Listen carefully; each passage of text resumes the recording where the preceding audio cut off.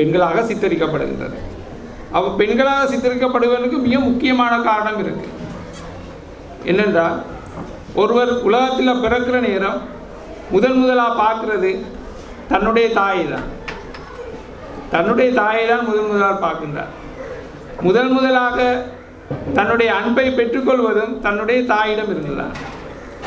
முதலாக கற்றுக்கொண்ட ஒரு புன்னகையை தாயிடம் இருந்துதான் அந்த ஒரு பிள்ளை கற்றுக்கொள்கின்றது.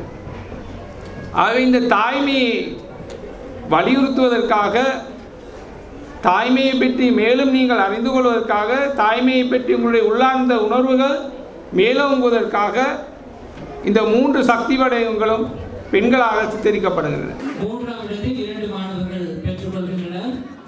தரம் 1B சேர்ந்த Y மாயூரன், தரம் 1 R விஷ்ணுகாந்த் முதலாம் இடம்.